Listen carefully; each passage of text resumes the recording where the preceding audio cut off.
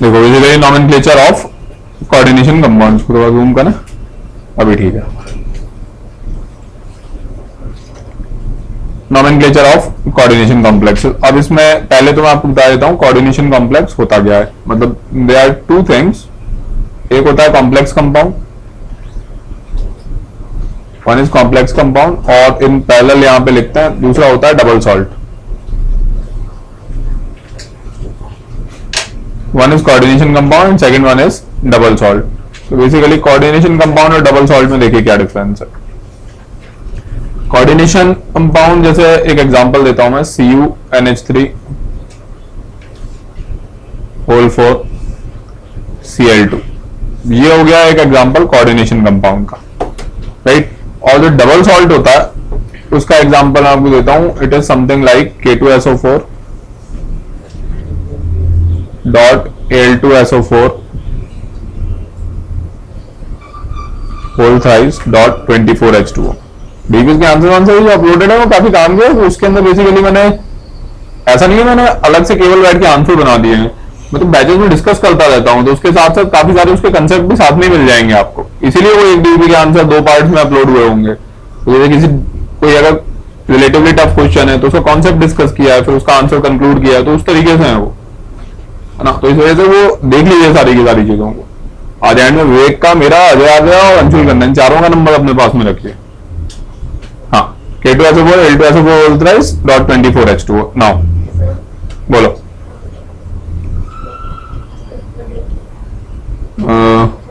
हाँ, थोड़ा सा पीछे हो जाता हूँ।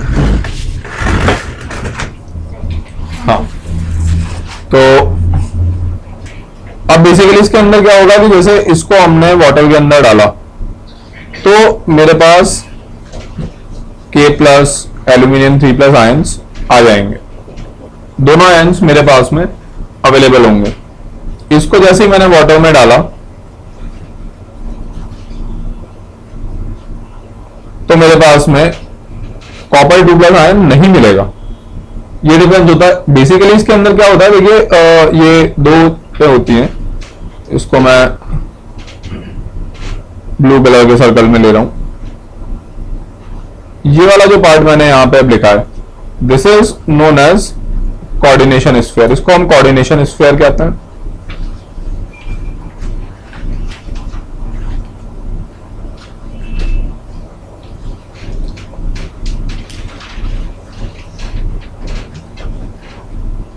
और ये वाला जो पार्ट है, अब जो मैंने मैजेंटा कलर से लिया है,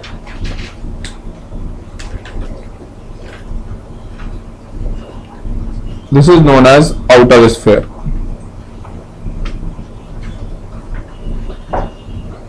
coordination sphere and outer sphere, right. तो ये कोऑर्डिनेशन स्फीयर है और ये आउटर स्फीयर है। तो बेसिकली जो कोऑर्डिनेशन स्फीयर के अंदर चला जाता है वो as a single entity act करता है। जैसे इसके अंदर मुझे ये वाला आयन नहीं मिलेगा, बट मुझे जो आयन मिलेगा that would be CuNH3 whole 4 2 positive. ये वाला आयन मिल जाएगा मुझे।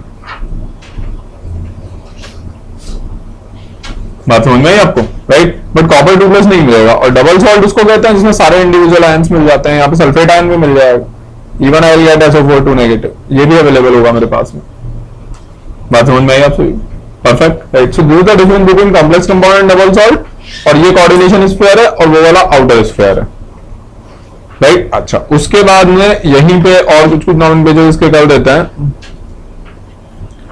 ये जो अमोनिया वाला पार्ट है, इनको हम कहते हैं लिगेंड्स।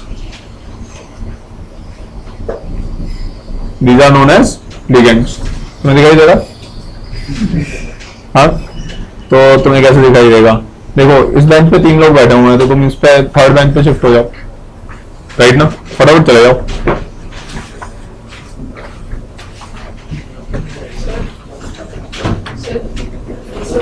एक सेकंड रुको। हाँ बोलो।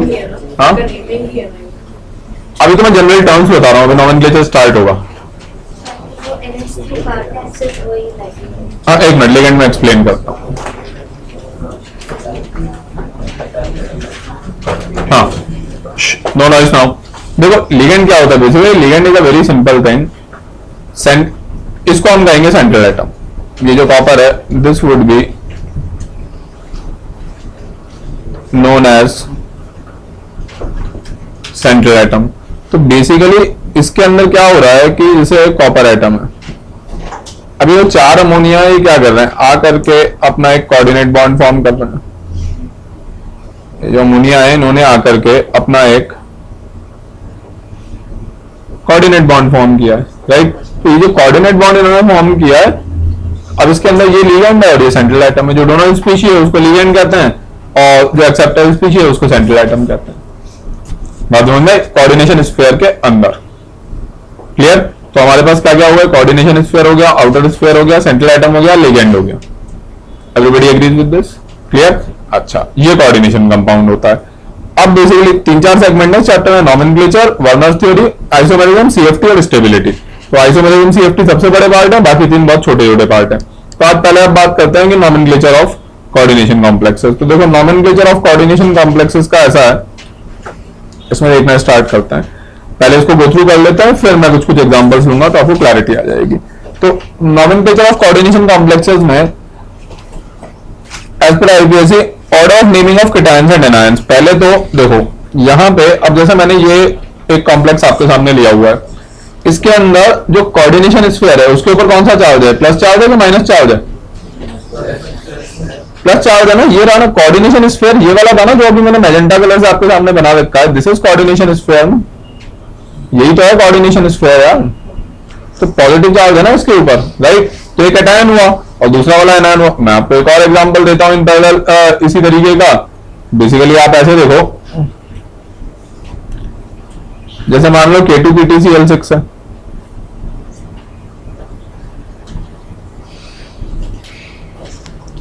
तो K2PtCl6।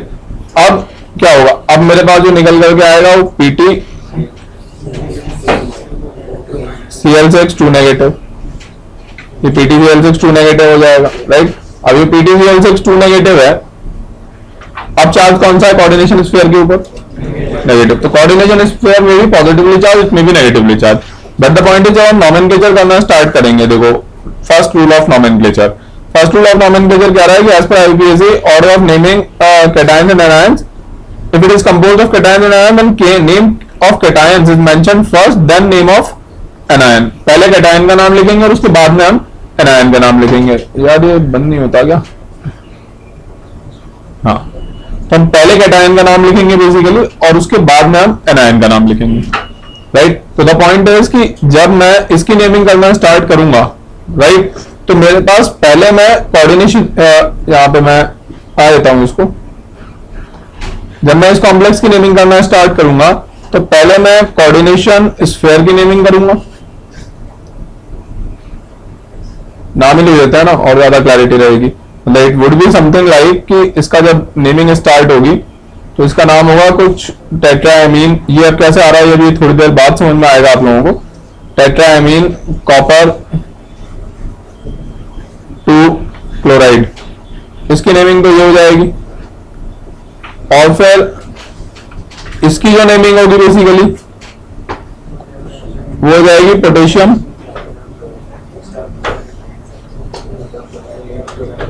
हेक्सा क्लोरो, आगे जो भी खैर नाम है उसका, राइट। अभी हम उसमें इंटरेस्टेड नहीं है। तो द पॉइंट इज कि इसमें हमने, इसमें कैटायन क्या था, पोटेशियम था ना, और इसमें कैटायन कोऑर्डिनेशन स्फीयर था। तो कैटायन का नाम हम पहले लिखेंगे उसके बाद एनायन का नाम लिखेंगे। Clear? We are not concern right now with that. अभी धीरे धीरे अपने आप आएगा ना, राइट। अभी तो एक एक करके रूल्स पढ़ते हैं, फिर लास्ट में कंसोलिडेट कर लेंगे ना उसको। अभी तो जो पढ़ रहे हैं उसको फटाफट कंसोलिडेट करते हैं। उसी के कुछ एग्जांपल दिए हुए हैं। अभी लास्ट में आप लोगों को टाइम दूंगा, आराम से बैठ करके इनको गो थ्रू कर लेना। तो पहला तो रूल ही हो गया। फिर पार्ट बी में इसने लिखा है if the complex is non ionic neutral the name of complex is written as one word. देखो इसका मीनिंग ये है कि जैसे अगर मैं एक एग्जांपल देता हूं आपको, NiCO, CO is carbon monoxide whole 4, neutral है, CO के ऊपर कोई चार्ज नहीं है, राइट। निकल के, मतलब मैं यहां पे लगा देता हूं ब्रैकेट के बाद 0, इसके अंदर निकल के ऑक्सीडेशन स्टेट 0 होती है, राइट, दिख ही रहा है वो तो टोटल जीरो है, CO जीरो है तो NI has to be zero anyway. तो इसका जो नाम होगा इसमें कोई कैटायन एनायन है ही नहीं, तो एज अ वन वर्ड ही लिखा जाएगा उसका नाम। यही कह रहा है वो कोई कैटायन एनायन नहीं है ना, तो बस कंटेन जो भी नाम होगा, इट इज नॉट टेलिंग क्या नाम होगा, बट जो भी नाम होगा write it as it is. बात समझ में आई आप सभी को? Everybody is clear? Perfect. Now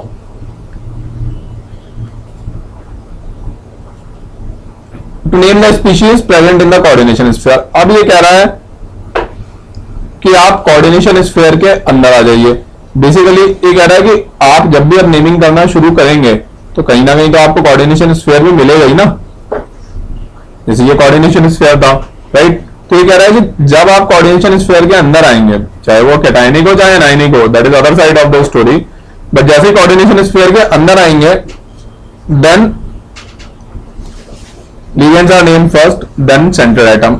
वो मैं यहां पे बता देता हूं आप लोगों को, वो मैंने यही किया था, ये देखो ये दिखाई दिया। कोऑर्डिनेशन स्फीयर के अंदर पहले मैंने टेट्राएमीन लिखा था, बाद में कॉपर लिखा था, लिगेंड था ना। कोऑर्डिनेशन स्फीयर के अंदर जब हम आएंगे तो पहले लिगेंड का नाम और उसके बाद सेंट्रल एटम। Perfect, okay. बोलिए। TCl6 के अंदर कौन सा हेक्साग्लो पहले आएगा, प्लेटिनम बाद में आएगा, अकॉर्डिंग टू दिस रूल, ठीक है। वही तो कर रहा था, पोटेशियम फिर हेक्साग्लो, अब इसके बाद में प्लेटिनम ही लिखने वाला था, मैंने कहा बाद में लिखेंगे कंप्लीट नेम, तो पहले इंडिविजुअल रूल्स पढ़ लेते हैं। अब देखिए, अब naming of the ligands is as done as earlier, ये मैं आपको यहां पे बता देता हूं। नेमिंग ऑफ लिगेंड्स के अंदर बड़ी सिंपल सी चीज है।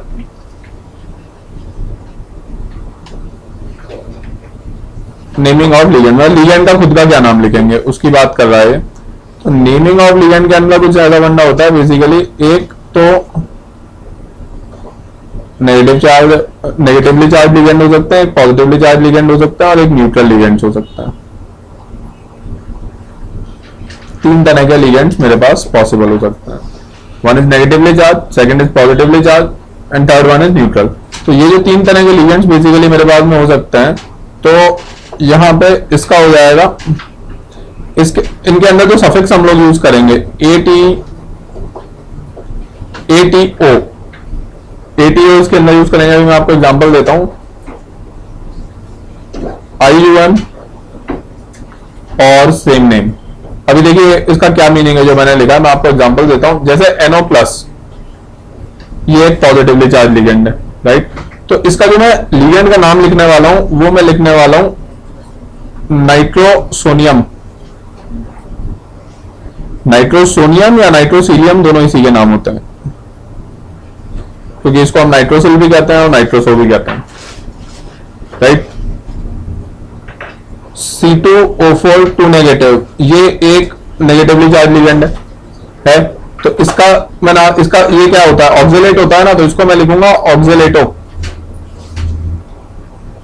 बात समझ में आई आप लोगों को? जस्ट एक एग्जांपल दे रहा हूं बेसिकली मैं। और जो न्यूट्रल लिगेंड है उसका सेम नेम लिखूंगा, जैसे अगर CO मेरे सामने आया था, इट्स अ न्यूट्रल लिगेंड, तो एज इट इज इसका नाम मैं लिख दूंगा कार्बोनिल। यहां तक बात समझ में आई? बोलिए।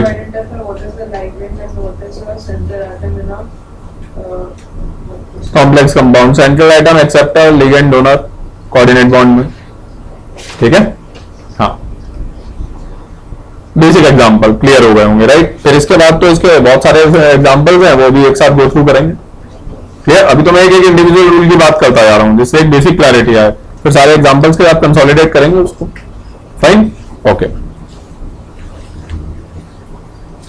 इसके बाद अब इसमें कुछ लिखे हुए हैं, जैसे H3O+ hydronium, nitronium, ammonium, O2+ को ऑक्सीजन, फिर नाइट्रोसोनियम, ये हाइड्रोजीन होता है NH2 तो उसके अंदर H+ जोड़ करके हाइड्रोजीनियम, राइट। इनको गो थ्रू करेंगे अभी अपन आराम से। अब देखो, to indicate number of ligands आप वही डाई, ट्राई, टेट्रा ये सब लगाएंगे, बट अगर कोई लिगेंड ऐसा है जिसके नाम में ही डाई आता है तो फिर वहां पे बिस टेट्राफेस यूज करना पड़ेगा। जैसे फॉर एग्जांपल डाइथाइलेमीन खुद ही लिगेंड है, ये देखो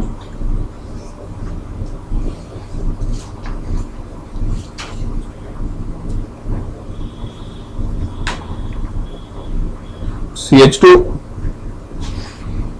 NH2CH2NH2, ये क्या है, इसका नाम क्या है, डाइथाइलेमीन है ना, तो उसकी तो खुद के नाम में ही डाई आ रहा है, इसको हम वैसे शॉर्ट फॉर्म में EN से रिप्रेजेंट करते हैं, this is short form, abbreviated form, ये धीरे धीरे अभी डी भी जाएंगे तो आता जाएगा, राइट। तो ये इसकी शॉर्ट फॉर्म है। ऑफ द पॉइंट इज कि अगर मैं आपके सामने कंपाउंड बना देता हूं NiEN होल ट्वाइस 0,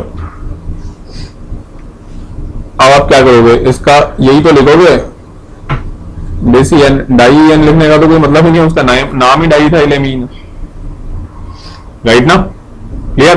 तो ऐसी जगह बेस यूज करेंगे जहां पे ऑलरेडी डाई उनके खुद के नाम में ही आता है, क्लियर, उसके लिए डिस्ट्रेस टेट्राकेस यूज होता है, और डिस्ट्रेस टेट्राकेस नॉर्मल में भी यूज कर सकते हैं, उसमें कोई प्रॉब्लम नहीं है। बोलो एक बार फिर से, एक्शन रिप्ले, गुड, क्या एक्सप्लेन करना। हाँ देखो, वो मैं ये बता रहा था, जैसे एक एग्जांपल दूसरा देता है ना, जैसे Ni मतलब वो यही था ना अभी, कॉपर NH3 होल 4, अब इसके अंदर तो मुझे कोई दिक्कत नहीं है, यहाँ पे टेट्राएमीन बड़े आराम से लिख रहा हूं मैं, राइट। यहाँ पे मैं बेस ट्रेस, यहाँ पे मैं टेट्राकेस एमीन भी लिख सकता हूँ, उसमें कोई इशू नहीं है, इवन आई कैन राइट टेट्राकेस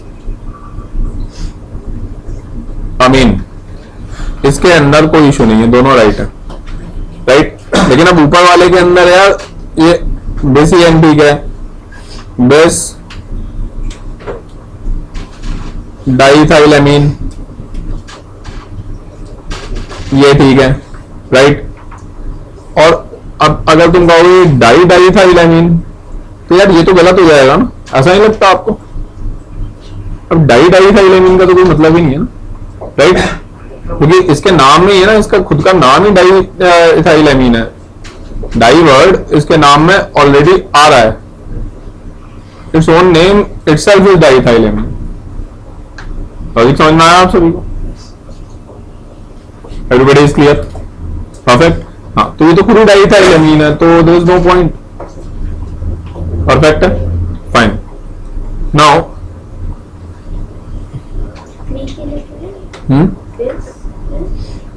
वो तो इधर आ जाएंगे, तो ये वाले सारे हो जाएंगे, bis tris tetrakis and so on. अब नेमिंग ऑफ कॉम्प्लेक्स लिगेंड और organic ligand written in bracket, ये वही सारी हैं। नेमिंग ऑफ ब्रिजिंग लिगेंड, इसको देख लेते हैं। अच्छा, before moving into bridging ligand now, अब मैं वो बता देता हूं जिससे लिगेंड्स होते हैं। Ligands can be unidentate, it can be bidentate, it can be tridentate and so on। इसका मीनिंग क्या होता है पहले इस बात को समझिए, बहुत सिंपल मीनिंग है। यूनिडेंटेड मतलब बहुत स्पेसिफिक रही है, बहुत अलग अलग तरह से लोग इसको देखते हैं, आप केवल डेटिव बॉन्ड से देखिए। अगर लिगेंड ने एक डेटिव बॉन्ड बनाया तो यूनिडेंटेड है, दो बनाए हैं तो वाई है 3। Number of lone pairs, donor side किसी से मत देखिए, अननेसेसरी कंफ्यूज जाएंगे हमेशा। सीधे ये देखिए स्ट्रक्चर में कितने डेटिव बॉन्ड बना रहा है वो, जितने डेटिव बॉन्ड बना रहा है वो उसकी आइडेंटिटी है। बात समझ में आई, राइट। कितने लोन पेयर है, कितनी डोनर साइड है, मेरे को कोई लेना देना नहीं है। इस समय स्ट्रक्चर में जितने डेटिव बॉन्ड बनाए एक लिगेंड ने मतलब मेरा कहने का मीनिंग ये है कि बेसिकली अगर CuNH3 होल 4 है तो इसके अंदर अमोनिया यूनिडेंटेड लिगेंड है, क्योंकि एक अमोनिया तो एक ही कोऑर्डिनेट बॉन्ड बना रहा है ना, हाँ समझ में आई, राइट। तो एक पर्टिकुलर लिगेंड जितने कोऑर्डिनेट बॉन्ड अपने आसपास बना रहा है, जितने सेंट्रल एटम से अटैच्ड है, राइट, वो उसकी आइडेंटिटी हो जाएगी। हाँ, कोऑर्डिनेट बॉन्ड, ठीक है, राइट। तो अब जैसे इसके अंदर आपको एग्जांपल देता हूं, ये जैसे यूनिडेंटेड हुआ, अब ये CH2NH2 जो अभी इथाइलिन डाइअमीन की हम लोग बात कर रहे थे, CH2NH2 CH2NH2, अब जब ये एक सेंट्रल एटम के साथ में अटैच्ड होगा तो बेसिकली ये यहां पे एक बॉन्ड बनाएगा और ये यहां पे एक बॉन्ड बनाएगा, राइट। दोनों के दोनों कोऑर्डिनेट बॉन्ड है,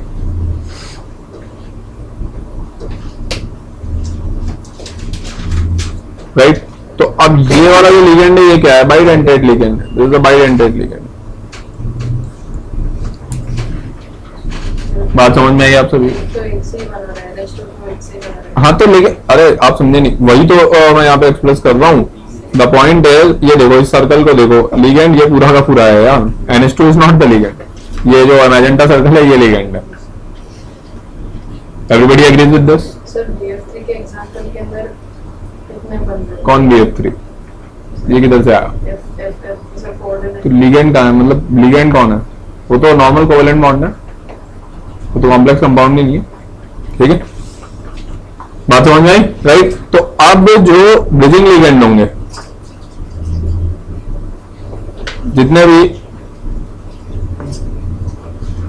ब्रिजिंग लिगेंड्स होंगे ये यूनिडेंटेड तो नहीं हो सकते, नहीं तो ब्रिज कैसे बनाएंगे? ब्रिजिंग लिगेंड का बड़ा सिंपल मतलब है, दो कंपाउंड के बीच में, ये सारे जितने बीच में आ रहे हैं, ये NH2 है, ये OH है, ये OH है, दो सेंट्रल एटम्स को जोड़ने का जो ब्रिज का काम करते हैं वो ब्रिजिंग लिगेंड होता है।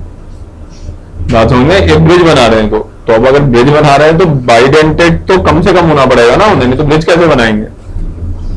अग्रीड? राइट। तो मिनिमम बाइडेंटेड होंगे। अब देखो अब द पॉइंट इज कि इसकी नेमिंग कैसे होगी? दो तरह से ब्रिजिंग कंपाउंड्स की नेमिंग होती है बेसिकली, एक तो होती है सीक्वेंशियल नेमिंग और एक होती है कंबाइंड नेमिंग। बहुत सिंपल होती है। सीक्वेंशियल नेमिंग होती है आप लेफ्ट टू राइट सीधे सीधे शुरू हो जाइए। कंबाइंड नेमिंग हर जगह नहीं हो पाती, उसके कुछ कंस्ट्रेंट्स हैं। सीक्वेंशियल नेमिंग आप हर जगह कर सकते हो। यहां पे तो ये केवल इतना बता रहा है कि कॉम्प्लेक्स में जो ब्रिजिंग लिगेंड होगा उसका जब भी जहां पे भी आप नाम लिखोगे उसके पहले म्यू लगेगा। ये देखो ब्रिजिंग लिगेंड ये NH2 था, राइट ना? अभी क्या है, ये NH2 माइनस है, NH2 तो हो ही नहीं सकता, NH2 माइनस ही तो होगा बाइडेंटेड। अमोनिया में से एक H+ निकाल लीजिए, क्या बनेगा? NH2 minus. एक लोन पेयर होगा, एक नेगेटिव चार्ज होगा, तो दो कोऑर्डिनेट बॉन्ड बना लेगा ना, तो बीच वाला NH2 माइनस है यहाँ पे। एग्री विद दोस्तों? ये जो NH2 माइनस है इसने जब दो कोऑर्डिनेट बॉन्ड बनाए तो ये एमाइड था, राइट? तो इसका नाम हो गया अमीडो, राइट? वो ऐसे गलत लिखा हुआ है, कुछ कुछ लैंग्वेज एरर्स हैं इसमें। इसका नाम हो जाएगा एमिडो, राइट? क्लियर? तो ये जो एमिडो होगा इसके आगे म्यू लग जाएगा। म्यू क्या शो कर रहा है यहाँ पे? That amido is a bridging ligand. बात समझे? तो वो तो यहाँ पे तो क्या, अभी नेमिंग अपन लास्ट में वापस से कंसोलिडेट करेंगे, पहले इंडिविजुअल रूल्स देख लेते हैं।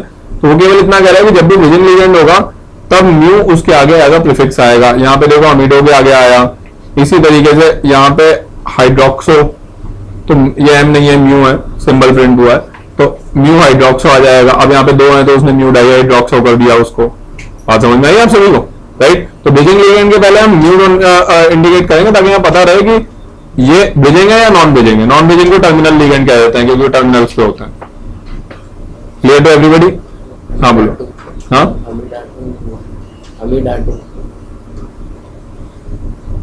अरे वो तो आ जाएंगे ना, सारे लिगेंड्स के भी एक साथ आ जाएंगे, वो तो मैंने आपको बेसिक रूल बताया है ना। ठीक है, हाँ। अच्छा, अब इसके अंदर नेक्स्ट रूल ये वाला भी अपन नेमिंग कंसोलिडेट करते हैं। इस पर मैं अभी थोड़ी देर में दोबारा आता हूँ। ये सब कोई खास जरूरत नहीं है, एम्बिडेंटेड लिगेंड्स वगैरह की भी अभी आपको कोई खास जरूरत नहीं है यहाँ पे। अच्छा, अब ये कह रहा है naming of central atom. Naming of central atom में बेसिकली तीन तरह के अलग अलग कॉम्प्लेक्सेस हो सकते हैं।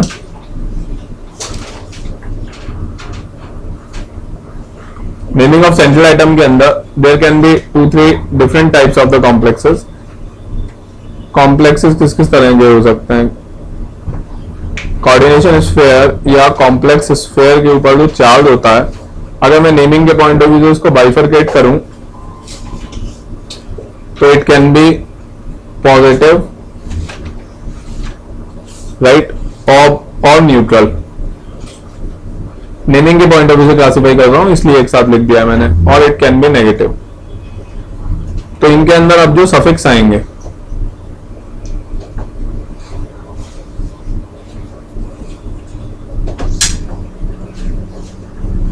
इसके अंदर अब जो सफिक्स आएंगे, अरे सुनो, एक पानी की बोतल और एक ग्लास रख दीजिए आप। इसके अंदर जो सफिक्स आएगा, सेंट्रल एटम की नेमिंग की बात कर रहे हैं, तो लास्ट में यहाँ पे ATE आएगा और यहाँ पे आ जाएगा सेम नेम। मतलब कहने का मीनिंग ये है कि अगर मैं वो लूंगा CuNH3 तो इसके अंदर सेंट्रल एटम का नाम कॉपर ही रहेगा। लेकिन अगर मैं यहाँ पे K2PtCl6 को ले लेता हूं तो इसके अंदर सेंट्रल एटम का नाम प्लेटिनम नहीं रहेगा, इसके अंदर सेंट्रल एटम का नाम प्लेटिनेट हो जाएगा। बात समझ में? इसके अलावा जो न्यूट्रल वाले होते हैं जैसे NiCO होल 4 था वो आएगा तो उसका भी नाम निकल ही रहेगा। अगर पॉजिटिव चार्ज है कोऑर्डिनेशन स्फीयर पे या न्यूट्रल है तो सेंट्रल एटम का नाम एज इट इज लिखेंगे, अगर नेगेटिव चार्ज है तो ATE सफिक्स लगा देंगे।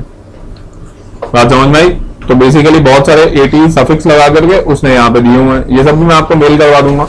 अब ये सब मेल पे मिल जाना चाहिए आप लोगों को, वो आप लोगों की जिम्मेदारी है, राइट? कैसे मिलेगा उसके मैंने स्टेप्स बता दिए हैं आपको, राइट?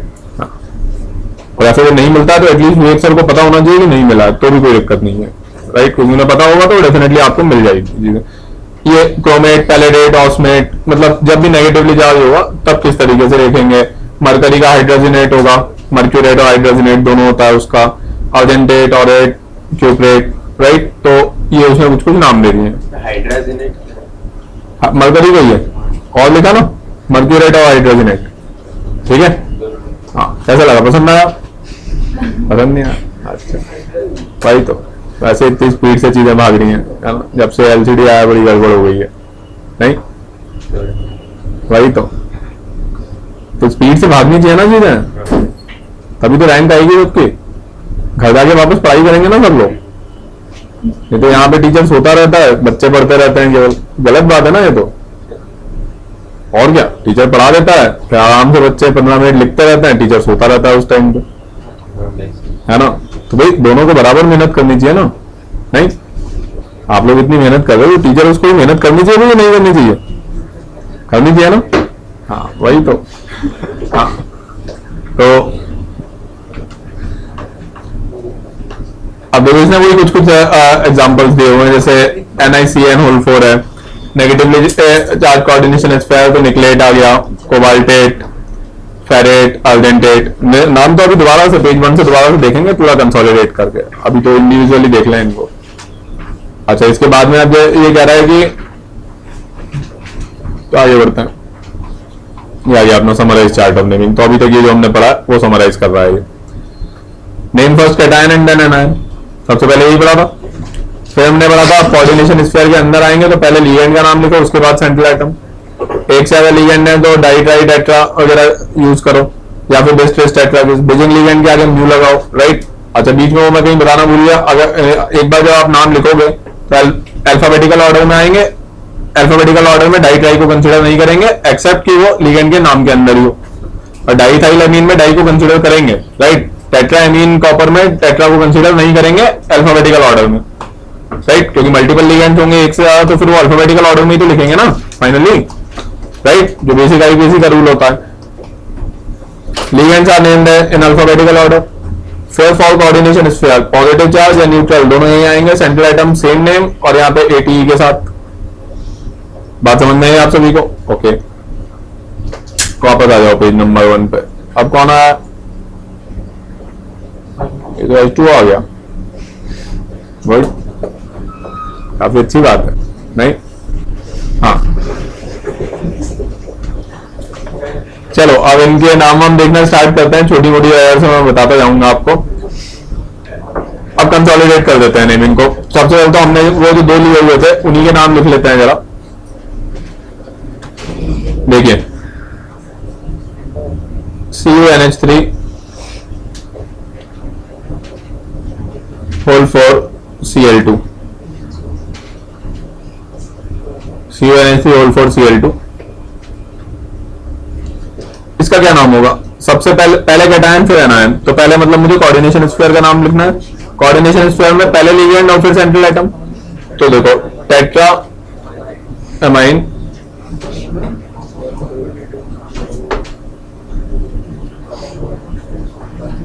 कॉपर, अब क्यूप्रेट नहीं आएगा, कॉपर आएगा क्योंकि पॉजिटिवली चार्ज कोऑर्डिनेशन स्फीयर में है ना। इसके बाद एक चीज ध्यान रखिएगा, जब भी आप सेंट्रल एटम लिखते हैं, चाहे कॉपर लिखें चाहे क्यूप्रेट लिखें, रोमन न्यूमरल में उसकी ऑक्सीडेशन स्टेट हमेशा मेंशन होती है। +2 है ना यहाँ पे, तो यहाँ पे रोमन न्यूमरल के अंदर ऑक्सीडेशन स्टेट मेंशन करनी है। फिर कैटायन और एनायन के बीच में एक गैप होता है, मतलब यहाँ पे क्लोराइड लिखूंगा मैं और एक गैप के साथ में लिखूंगा। ये कैटायन का नाम, ये एनायन का नाम और बीच में गैप। और कैटायन की नेमिंग के टाइम पे आप हाइफन्स यूज कर सकते हो लेकिन कोई गैप नहीं दे सकते हो। आप समझ में, ये हमेशा कंटिन्यूस होता है, इधर भी ये पूरा कंटिन्यूस होगा। You can always use hyphens but you can not give the gaps. Everybody is clear with this? Perfect. Now the point is, अच्छा इसके अंदर एक और चीज ऑब्जर्व कीजिए, मैंने डाइक्लोराइड नहीं लिखा है। क्यों नहीं लिखा है? क्योंकि कितने क्लोरीन है वो कॉपर के ऑक्सीडेशन स्टेट में ऑलरेडी रिफ्लेक्ट हो रहा है, राइट? तब डाइक्लोराइड नहीं लिखेंगे। बात समझ में आई आप सभी को? इसी तरह से नेक्स्ट वाला अपना जो था उसको ले लेते हैं, वो था K2PtCl6। This was K2PtCl6। तो अब क्या लिखूं? अब डाई पोटेशियम नहीं लिखेंगे। क्यों नहीं लिखेंगे? वो तो प्लेटिनम के ऑक्सीडेशन स्टेट में आ जाएगा, राइट? तो आप लिखेंगे पोटेशियम।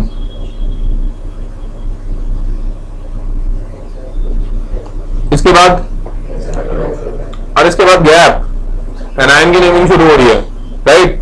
उसके गैप के बाद में हेक्साक्लोरो,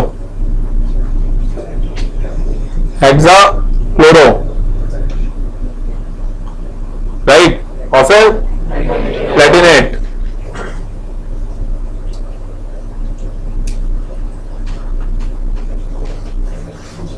अब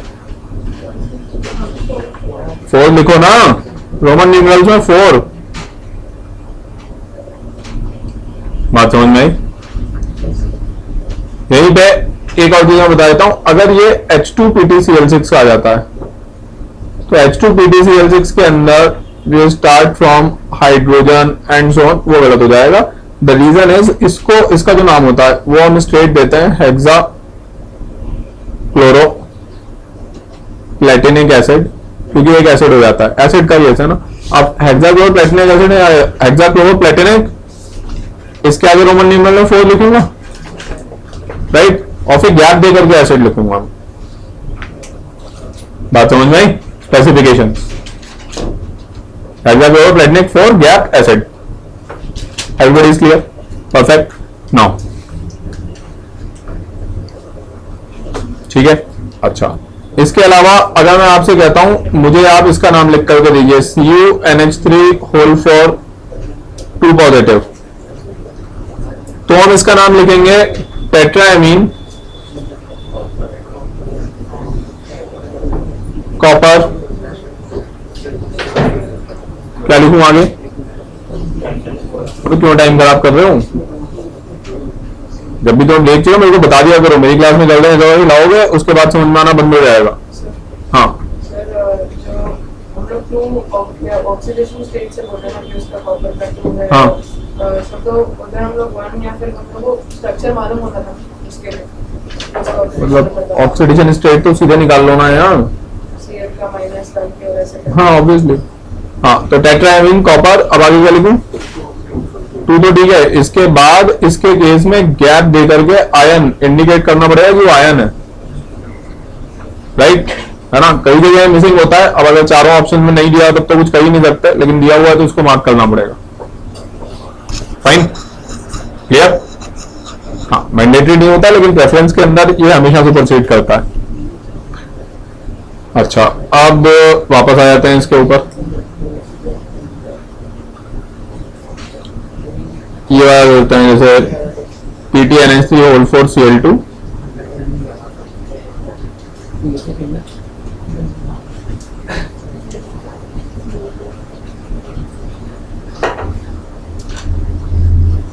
PtNH3 ये एक ब्रैकेट हो गया और सेकेंड ब्रैकेट हो गया PtCl4।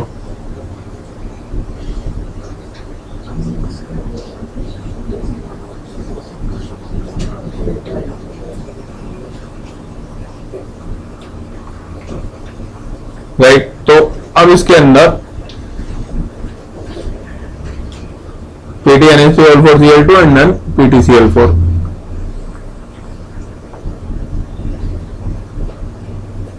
अब इसके ऊपर 2 नेगेटिव चार्ज है, अगर आप ध्यान से देखोगे तो PtCl4 2 नेगेटिव होता है, राइट? और सिंस PtCl4 2 नेगेटिव होता है तो इसकी ऑक्सीडेशन स्टेट क्या हुई? +2। और अगर उस पर 2 नेगेटिव चार्ज है, टोटल न्यूट्रल है, तो इस पे चार्ज कितना हुआ? +2 हुआ ना। तो इसके ऊपर अगर +2 चार्ज हुआ तो इस प्लेटिनम की ऑक्सीडेशन स्टेट कितनी हुई? +4। फाइन। अब इसका नाम लिखो अपनी अपनी कॉपीज में, दिमाग लगाओ, फटाफट नाम लिखो। हाँ गायब हो गया वो तो, हैरी पॉटर टाइप है सब कुछ यहाँ पे, नहीं डिसअपियर। देखो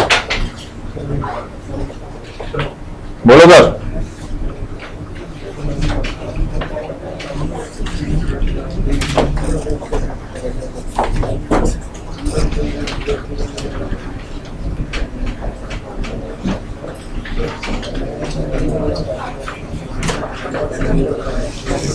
हाँ हाँ, मैं एक एक लेकर के पीछे पास करते जाऊँ ना, उसमें क्या है।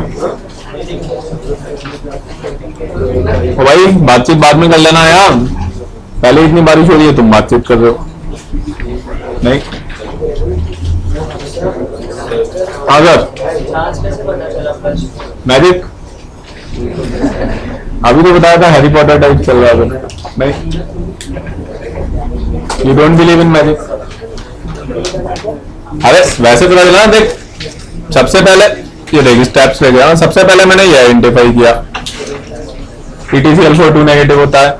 जब मैंने कहा PtCl4 2 नेगेटिव होता है, तब तो यार ये इसके ऊपर +2 चार्ज होगा डेफिनेटली।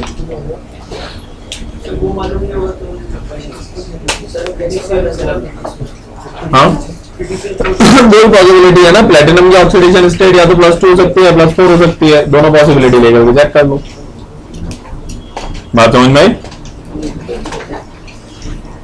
अभी तो इधर देखना, इधर उधर देख रहा तो कैसे समझ में आएगी बात। क्वेश्चन तुमने पूछा, समझ कोई और रहा है उसको, कैसे समझ में आएगा?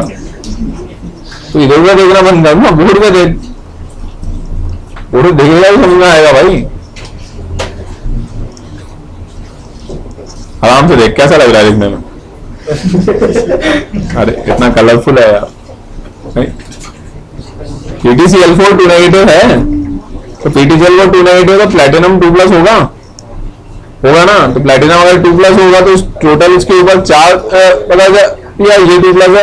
अब सिंस ये 2 नेगेटिव है तो पास वाला 2 पॉजिटिव होगा, तो वैसे Pt+4 होगा। यहाँ पर प्लेटिनम +2 और +4 में ही हो सकता है, और कोई ऑक्सीडेशन स्टेट होती नहीं है प्लेटिनम की। इट कैन बी आइदर +2 और +4, दो ऑक्सीडेशन स्टेट एग्जिस्ट करती हैं इसकी। कोई डाउट?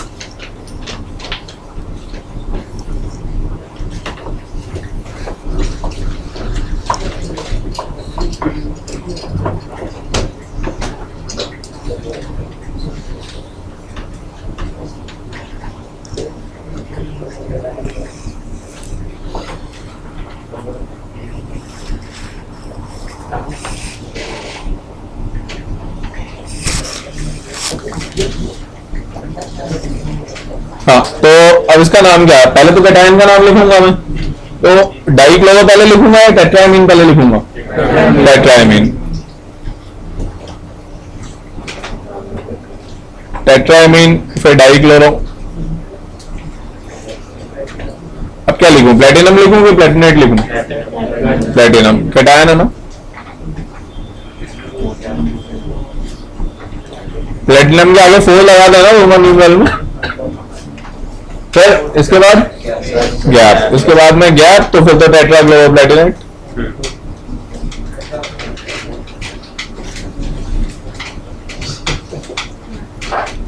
टेट्राक्लोरोप्लेटिनेट सेकंड हो गया। किसी को कोई doubt? Tetraammine dichloroplatinum 4 gap, tetrachloroplatinate second, that's it. क्यों? प्लेटिनम लिगेंड है या सेंट्रल आइटम है? सेंट्रल आइटम लिगेंड की हमेशा बाद में आता है। Cl लिगेंड है यहाँ पे। सर इस केस में ऑक्सीडेशन नंबर लिखना जरूरी है? हमेशा जरूरी है, सेंट्रल आइटम के बाद हमेशा रोमन न्यूमेरल में लिखते हैं। इससे इसका इंप्लाई नहीं होगा? बिल्कुल नहीं होगा, कितने लिगेंड है उसके ऊपर डिपेंड करेगा।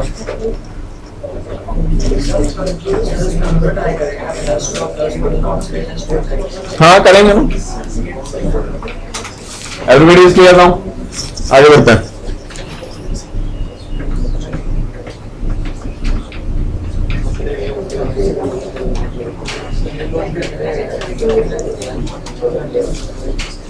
अब ये देखो नेमिंग ऑफ ब्रिजिंग लिगेंड पे आ जाते हैं। अब नेमिंग ऑफ ब्रिजिंग लिगेंड के अंदर बेसिकली दो तरह की नेमिंग होती है, एक सीक्वेंशियल नेमिंग होती है और एक कंबाइंड नेमिंग होती है। कंबाइंड नेमिंग केवल उस जगह हो सकती है जहां पे सिमेट्रिक डिस्ट्रीब्यूशन ऑफ लिगेंड हो, और सीक्वेंशियल नेमिंग हर जगह हो सकती है। देखो अब जैसे ये वाला हमारे सामने दिया हुआ है अभी, इसके अंदर सीक्वेंशियल नेमिंग जो होती है लेफ्ट टू राइट आप स्टार्ट हो जाओ। लेफ्ट टू राइट कैसे होगा, पहले टेट्रामीन पेंटामीन फिर कोबाल्ट, उसकी जो भी ऑक्सीडेशन स्टेट है, फिर ब्रिजिंग लिगेंड आ गया तो म्यूएमिड, फिर इसके लिए वापस से टेट्रामीन एक्वो ई नहीं आएगा, ए आएगा एक्वो कोबाल्ट थर्ड, और फिर गैप के साथ में क्लोराइड आ जाएगा। ये तो भी सीक्वेंशियल नेमिंग। लेफ्ट से राइट में जैसे लिखा हुआ है बिल्कुल उसी तरह से अपने रूल से अप्लाई करते हुए स्टार्ट हो जाइए। इस एक्वा वाटर का है ना एक्वा, तो उस पर एक्वा लिखा हुआ है, एक्वा दोनों में से कोई भी यूज कर सकते हैं H2O के लिए।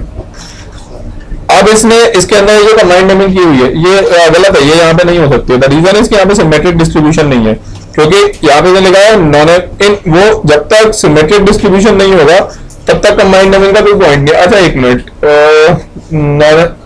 नाइन एमीन्स है ना, हाँ तो यहाँ पे नहीं कर सकते। उसकी एक वजह है, बेसिकली ऐसे देखा करो कंबाइंड नेमिंग से स्ट्रक्चर बनाओ, और उससे अगर केवल एक ही स्ट्रक्चर बन सकता है तो हम कंबाइंड नेमिंग कर सकते हैं, अदरवाइज नहीं कर सकते। तो ये नॉनेमीन इसने इसके अंदर तो ये किया कि सारे जितने भी वो लिगेंड है सबको पकड़ के एक साथ लिख दिया नॉनेमीन एक्वा, और फिर लिखा ब्रिजिंग म्यूएमिडो, पहले टर्मिनल फिर ब्रिजिंग, ये ध्यान रखिएगा, पहले टर्मिनल फिर ब्रिजिंग, और फिर जो दो सेंट्रल आइटम है डाई कोबाल्ट और फिर दोनों के ऑक्सीडेशन स्टेट थर्ड और क्लोराइड। अब अपन ये देख लेते हैं कि इससे एक ही स्ट्रक्चर बनेगा यही वाला या कोई और भी बन जाएगा। तो नॉनेमीन और एक्वा इसने लिखा है ना, तो व्हाट आई कैन डू, हाँ इसमें तो कैसे डिस्ट्रीब्यूशन कैसे कर सकते हैं, हमारा 9 एमीन्स है राइट, अगर मेरे पास में 9 एमीन्स है ठीक है तो इसमें तो चल जाएगा, क्योंकि मैं इसके अलावा और कोई डिस्ट्रीब्यूशन ही नहीं कर सकता। मतलब बेसिकली वो इतना ही तो कर सकता हूँ कि वाटर राइट वाले के बजाय लेफ्ट वाले के साथ लगा, मतलब 5NH3 राइट में आ जाए और 4NH3 पीछे की साइड आए तो लेने के बाद लगा दोनों ही कोबाल्टी है मेरे लिए, तो कोई खास फर्क नहीं पड़ेगा इसके अंदर, तो इसके अंदर कंबाइंड नेमिंग चल जाएगी राइट। मतलब जहां पे भी एक नया स्ट्रक्चर आप नहीं बना सकते वहां पे वो एप्लीकेबल है फाइन। अगर यहीं पे मान लो ये होता कि सपोज NH3 होल 5, अच्छा एक मिनट रुको, नहीं यार नहीं कर सकते, क्योंकि जो वाटर होगा नहीं चलेगी उसमें, ये जो वाटर है ये तो अलग ही लिगेंड है ना, तो वाटर लेफ्ट वाले के साथ रहेगा या राइट वाले के साथ रहेगा वो तो मैं डिसाइड नहीं कर सकता। सीक्वेंशियल नेमिंग में तो क्लियर हो रहा है ना कि वाटर लेफ्ट वाले के साथ में है, वाटर राइट वाले के साथ में है राइट, और दो अलग अलग कोबाल्ट तो है ही ना मेरे पास में फाइनली, तो इसके अंदर नहीं कर सकते आप कंबाइंड नेमिंग, केवल सीक्वेंशियल नेमिंग ही एप्लीकेबल है। You can't do combined naming over here. तो फिर क्या फर्क पड़ेगा लेफ्ट पे कि राइट? दो अलग अलग कोबाल्ट है ना मेरे पास में, तो मेरे को इंडिकेट तो करना पड़ेगा ना, दिस कोबाल्ट 1 दिस कोबाल्ट 2, तो वाटर किसके साथ में जुड़ा हुआ है वो तो मेरे को इंडिकेट करना ही पड़ेगा, एक ही वाटर है ले करके। तो दोनों आइडेंटिकल है उसको, आइडेंटिकल नहीं है ना बेसिकली, क्योंकि ये आइसोमेरिज्म के पॉइंट ऑफ व्यू से देखोगे तो अलग अलग है ना राइट। इसके बाद इसने एक और चीज बताई है यहाँ पे, if complex has two similar bridges then mu die is used for its name। अब ये mu die या डाई म्यू कोई भी यूज कर सकते हैं इसके अंदर, तो कॉम्प्लेक्स के अगर दो सिमिलर ब्रिजेस है OH OH दोनों आ गए ना, तो उसके लिए उसने म्यू डाई यूज कर लिया, बाकी वो सीक्वेंशियल नेमिंग चल रही है but now over here it has used mu di. अब यहाँ पे इसने कंबाइंड नेमिंग की है तो मुझे कोई प्रॉब्लम नहीं है, ऑक्टा को कर दिया, चार्जर वाटर है ना दोनों के साथ में तो कोई पेन नहीं है, क्लियर राइट। सर अगर दोनों अलग है तो अलग है तो मतलब दो ब्रीथिंग लाइगेंड है अलग अलग, अरे तो वो तो म्यू एमिडो म्यू हाइड्रोक्सो दो बार म्यू यूज करना पड़ेगा, यहाँ NH2 लगा दो और यहाँ OH नेगेटिव लगा दो, तो म्यू एमिडो म्यू हाइड्रोक्सो राइट, यहाँ पे उसने यूज कर लिया म्यू डाई हाइड्रोक्सो।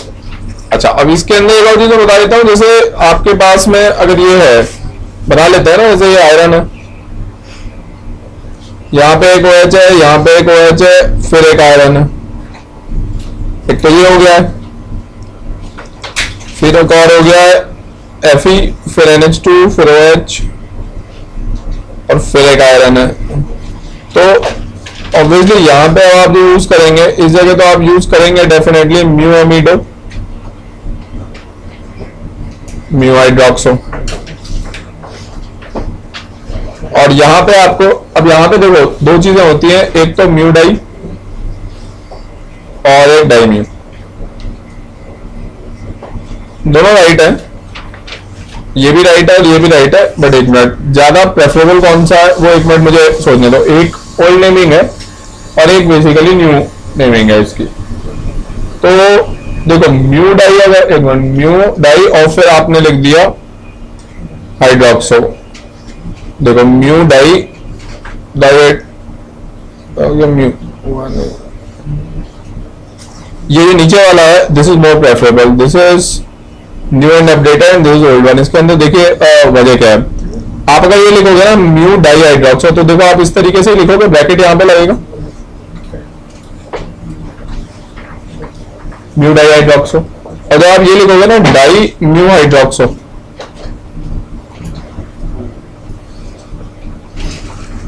जब आप ये लिखेंगे कि डाई म्यू हाइड्रोक्सो, उस टाइम पे आप क्या करेंगे, जब आप डाई म्यू हाइड्रोक्सो लिखने वाले हैं तो आप ध्यान से देखिए नीचे वाले में आप एक्चुअली ये कह रहे हो कि म्यू हाइड्रोक्सो दो बार है, इस बात को समझिए, you are saying mu hydroxo दो बार है, और यहाँ पे ऊपर वाले के अंदर आप एक्चुअली इवेंचुअली ये कह रहे हैं कि OH होल ट्वाइस है और इसके आगे मैंने म्यू लगाया है।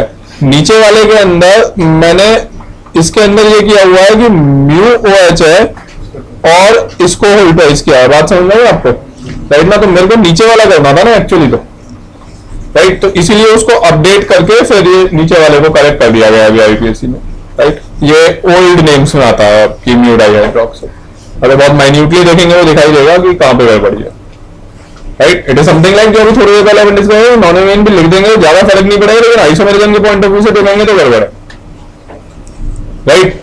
अगर मैं स्टीरियो आइसोमेरिज्म के हिसाब से देखूंगा तो स्पेस में अरेंजमेंट तो डिफरेंट हो जाएगा, राइट ना। वहां पे भी ये कि लिख दोगे तो हाँ ओल्ड नेम्स के हिसाब से गलत नहीं है, लेकिन माइन्यूटली देखोगे तो गड़बड़ है। If I look from the point of stereo isomerism, दो अलग अलग शेप्स बन जाएंगे, मतलब वो एनेंशियोमर्स वगैरह डिफरेंट डिफरेंट बनेंगे उसके। हाँ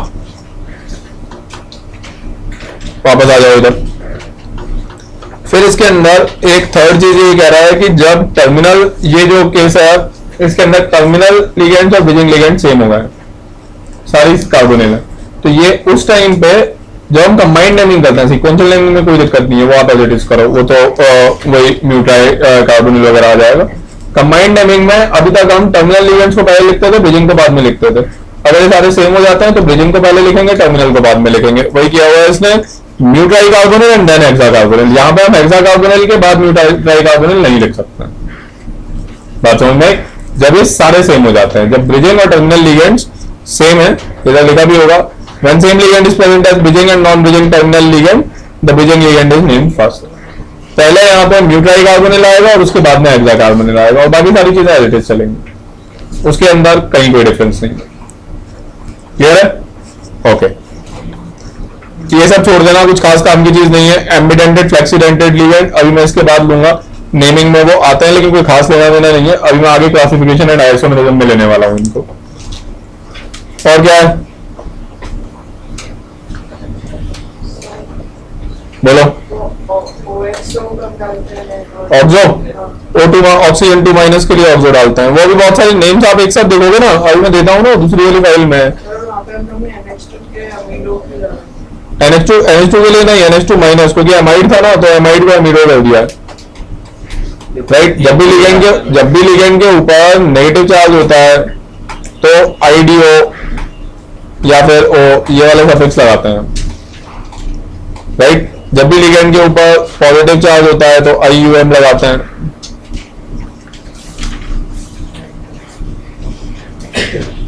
फाइन, बात समझ में आई आप सभी को? Everybody is clear, right? Okay,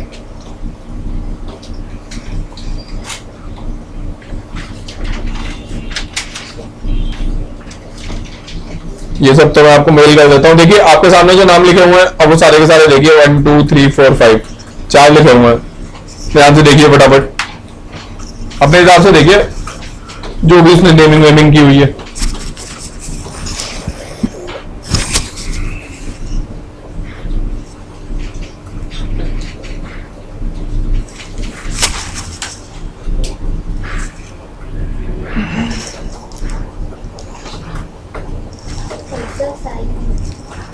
hexa कहाँ पे है? हाँ हेक्सा साइनो आएगा वो तो लैंग्वेज में स्पेंटिंग है छोटी मोटी, ये सब चेकआउट नहीं किया है मैंने कभी भी।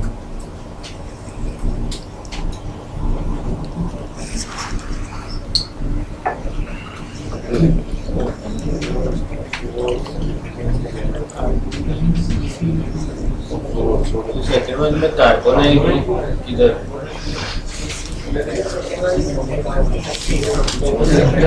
अच्छा वो मिसप्रिंट है, वो मैं सही से ये जो सेकंड नहीं थर्ड, हाँ वो थर्ड है। सीओ के बाद ओ फोर नहीं है, वो सी गायब हो गया, सीओ के बाद सीओ होल फोर है, वो मतलब ओ नहीं है, वो तो ओ तो ऑक्सो होता है, वो कार्बोनिल है राइट। तभी तो कोबाल्टेट -1 है क्योंकि सीओ न्यूट्रल होता है, ओ पे तो 2 नेगेटिव चार्ज होता है।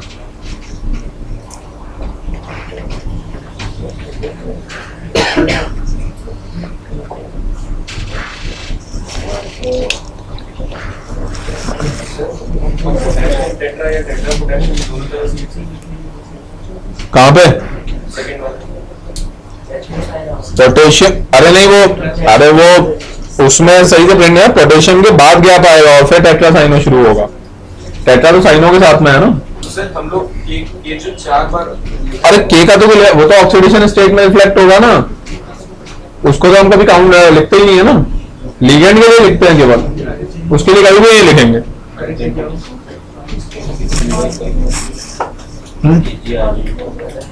कौन सा वाला? फर्स्ट वाले में हाँ क्या हुआ? सोडियम टेट्रा, फर्स्ट वाले का नाम बताया सोडियम, फिर टेट्रा फ्लोरो ऑक्सो आएगा ना वहां पे, वो ऑक्सो है ना, oxygen two minus tetrafluoro oxo, फिर क्रोमेट 4। फॉन्ट बढ़ा दे, कोई फायदा नहीं है, वैसे भी लैंग्वेज में काफी मिसप्रिंट है, तो करना तो अपने आप ही सॉल्व है ना। सेकेंड वाले में पोटेशियम टेट्रा साइनो निकलेट 0, निकल की ऑक्सीडेशन स्टेट निकाला, यहाँ पे क्या है के पे 4+ हो गया और साइनाइड पे वो 4- हो गया, तो निकल पे तो 0 बचा ना। आपस में कोई बात नहीं करेगा, जिसको बात करनी है बात ये क्लास के।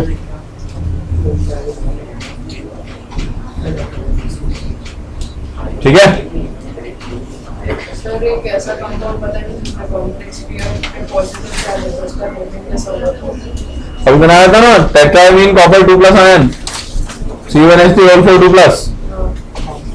ठीक है और बताओ। थर्ड वाले क्वेश्चन में आयन आएगा, लेकिन वही है बहुत सारी जगह लगाते नहीं है, वो तो प्रेफरेबल नेम तो वही है, लेकिन भूल जाते हैं सब लोग। चलो हाँ और भी डाउट? सर वो फेरेट लिखेंगे कि फेरेट ही तो लिखेंगे, एनायनिक कोऑर्डिनेशन स्फीयर है ना। पर अगर एनायन कैटायन होता तो आयन लिखेंगे कि क्या? Cation iron.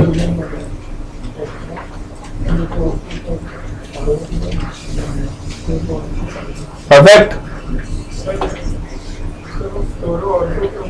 ऑक्सो आएगा वहां पे, OXO है, देखो ध्यान से देखो, ऑक्सो दिखाई देगा, वही तो थोड़ा हैरी पॉटर टाइप है,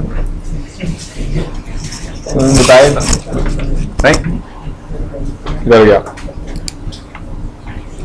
और भी तो कुछ नेम होंगे, ये H2PTCl6 तो अभी करवाई दिया था मैंने। सर बी वाला पॉइंट कौन सा बी वाला पॉइंट किधर है? उसके नीचे। अरे वही तो है H2PTCl6, अभी तो करवाया था, यहाँ लिखा हुआ है ना देखो, डाइएमीन सिल्वर 1 आयन है ना, ये वो आयंस के नाम, आयंस के या न्यूट्रल वालों के।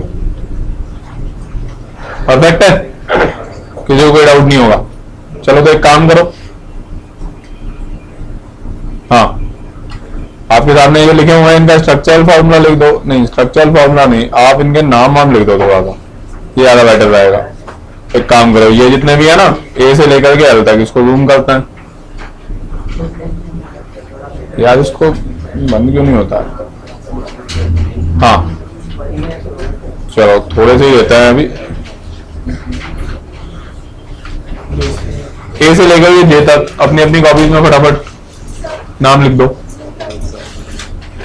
और जूम करेंगे तो सारे एक साथ नहीं दिखाई देंगे। चलो एक काम करते हैं ना, केवल इस साइड वाले लिख लो आप, तो इस साइड वाले एक साथ इधर भी होता है ना, ए से लेकर के एम तक लिख लो आप, मतलब ए सी ई जे, मतलब केवल ये वाली जो वर्टिकल रो है ना उसकी नेमिंग कर लो।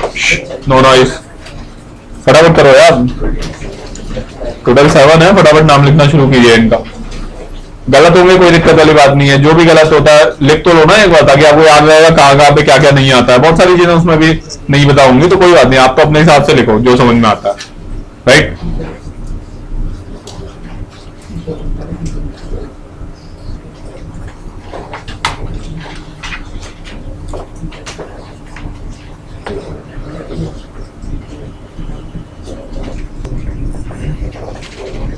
Na2FeCN5NO। अब इस बात को समझिए, when I talk about Na2FeCN5NO,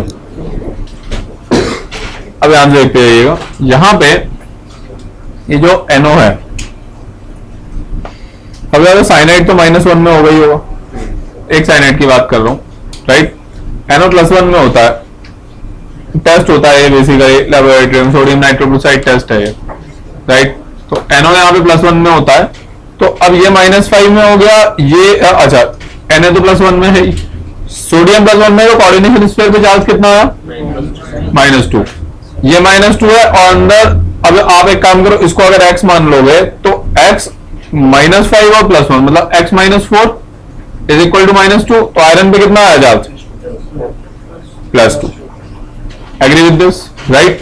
अच्छा, वैसे तो आप अभी क्वालिटेटिव एनालिसिस में पढ़ोगे, ये +2 +1 भी फिक्स नहीं होते, ये +2 +1 और +3 0 इसका कॉम्बिनेशन होता है, और वो जो एक इलेक्ट्रॉन होता है वो ऑसिलेट करता रहता है आयरन और NO के बीच में, उसी वजह से इसका ब्राउन कलर आता है बेसिकली, राइट। वो जो चार्ज ट्रांसफर स्पेक्ट्रा होता है that is accountable for its colour. बात समझ आए आपको? तो लेकिन प्रीडोमिनेंटली +2 और +1 वाला कॉन्ट्रीब्यूशन ज्यादा होता है, तो इसलिए हम +2 +1 ले लेते हैं। अगर मैं यहाँ पे 0 ले लूंगा तो इधर +3 आ जाएगा वैसे। बात समझ में आप सभी को, राइट। बट वो मुझे क्वालिटेटिव एनालिसिस के टेस्ट से पता है कि इसका कॉन्ट्रीब्यूशन रिलेटिवली ज्यादा होता है, क्योंकि उसका कलर ही उसी के चार्ज ट्रांसफर स्पेक्ट्रम की वजह से आता है। अच्छा, अब कैसे लिखेंगे, कहां से स्टार्ट होगा, सोडियम, राइट। अब मैं नाम लिख लेता हूँ, सोडियम, उसके बाद क्या करूं, pentacyano, nitrosylium, pentacyano nitrosylium, ferrate, ferrate, ferrate 2, that's it. बात समझ में आई? नेक्स्ट वाला कौन सा था, बोलते जाइए। नहीं, +1 में लिया ना, नाइट्रोसो तो न्यूट्रल का होगा, राइट। अगर मैं फेरेट 3 लिखता हूं तब मैं नाइट्रोसो ले सकता हूं, फेरेट 3 अगर मैं लिखता हूं then I can take nitroso, लेकिन वो मैं करूंगा नहीं, क्योंकि मुझे पता है कि +2 +1 का कॉन्ट्रीब्यूशन डोमिनेंट होता है। बात समझ में आई आप सभी को, राइट। अच्छा, इसके बाद में ये वाला, जैसे HCN का क्या नाम होता है, थायोसाइनाइड। अब यहां पे HCN -4 में, राइट, अमोनियम +1 में था, तो टोटल स्फीयर के ऊपर क्या चार्ज आया, -1 आया। अब देखो ये -1 में और ये -4 में है, राइट। तो इस साइड, अच्छा, अब ये जो NO है, NO को अगर सपोज मैं +1 लेता हूं सपोज, तो ये -4 और +2 मिलकर के ये हो गया कितना, -2, और उस साइड में जाकर ये क्रोमियम हो जाएगा +3।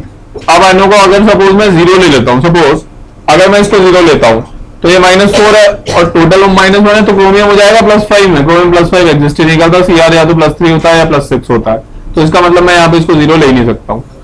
ऑल्दो मेरी तो प्रायोरिटी रहेगी कि 0 ले लूं, क्योंकि वो कैटाइनिक लिगेंड तो सबसे खराब लिगेंड होगा ना, खुद के पास इलेक्ट्रॉन डेफिशिएंसी है फिर भी डोनेट करना पड़ रहा है, राइट, है ना। बट और कोई चॉइस ही नहीं बचेगी तो लेना पड़ेगा मुझे। बात समझ में आई? तो ये NO हो गया +1 में, ये हो गया -1 में, अब तो बस नेमिंग करनी है आपको, अब आप कर ही लोगे। बात समझ में आ गई सभी को? सर NO का कैसे डिसाइड करते हैं? अभी अभी वही तो बताया, 0 और +1 दोनों लेके देखो ना पॉसिबिलिटी, वही पॉसिबल, ऑब्वियसली। इसके बाद में NCS, आइसोसाइनाइड, राइट, है ना। आइसोथायोसाइनाइड, इसका मैं आपको बता देता हूं। ये बेसिकली ये होता है यहाँ पे, देखो 3 होते हैं ये। आप SCN लिखो, ये क्या है? Thiocyanide, right? सल्फर आ गया, थायोसाइनाइड है। थायोसाइनाइड। फिर 2 और होते हैं, एक CNS होता है और एक NCS होता है। बात समझ में आई आपको? तो ये CNS होता है,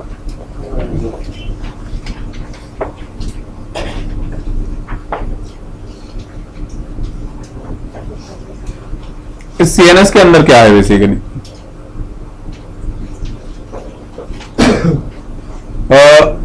एक मिनट रुको,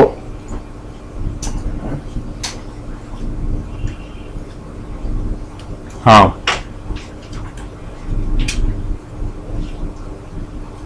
जो आइसो होगा, आइसो वर्ड हमेशा नाइट्रोजन लिंकेज के लिए यूज होता है, ये ध्यान रखिएगा। आइसो का मतलब ही होता है एन लिंकेज। कभी भी ये वर्ड आप कहीं पे भी यूज करेंगे, इट मींस नाइट्रोजन लिंकेज।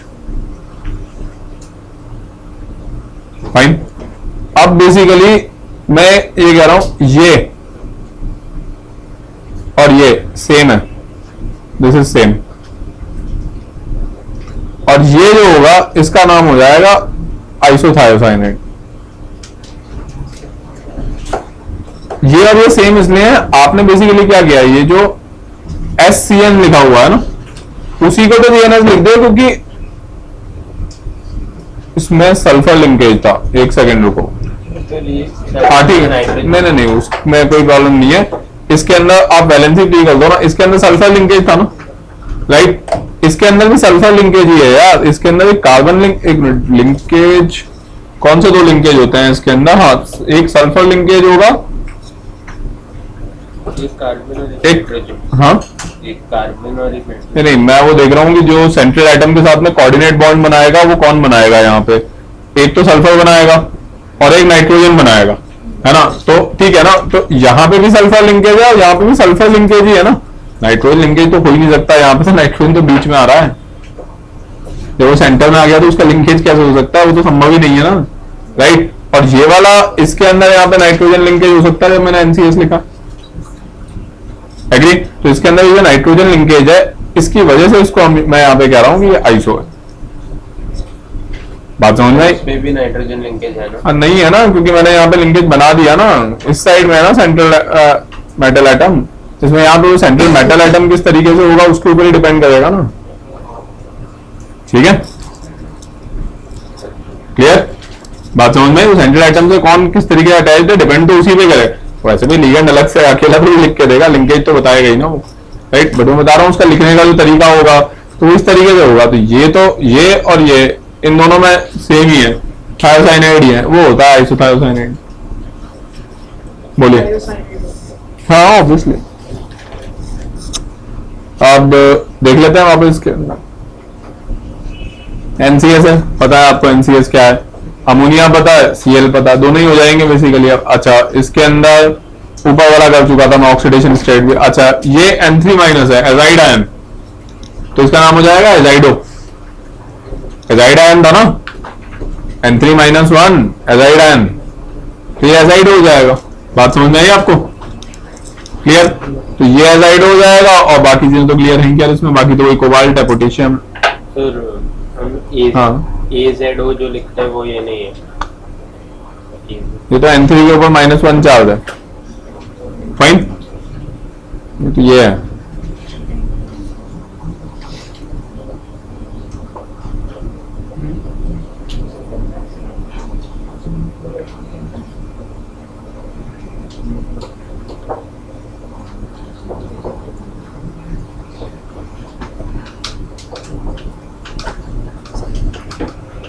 ये तो N3-1 है।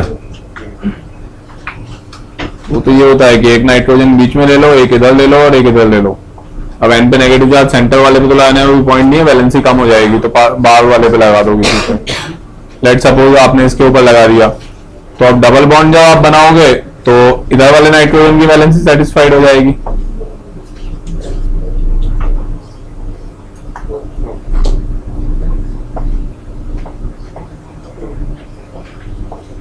राइट। और अब इसकी वैलेंस सेटिस्फाई हो गई, तो अब इसके अंदर क्या करेंगे, एक सिंगल बॉन्ड तो खैर मैं बना ही दूंगा, दैट इज फाइन, बट उसके अलावा एक और मुझे कोऑर्डिनेट बॉन्ड बनाना होगा, तो ये मैं कोऑर्डिनेट बॉन्ड बना दूंगा, डोनर एक्सेप्टर बॉन्ड, राइट। अब जब मैं ये डोनर एक्सेप्टर बॉन्ड बना दूंगा तो कोऑर्डिनेट बॉन्ड को तो मैं प्लस माइनस से रिप्रेजेंट कर सकता हूं, तो अब ये हो जाएगा यहां पे भी नेगेटिव, बीच वाला n प्लस और ये n नेगेटिव। बात समझ में आई आप सभी को? इसको एजाइड आयन कहते हैं, तो एजिडोनाम हो जाएगा।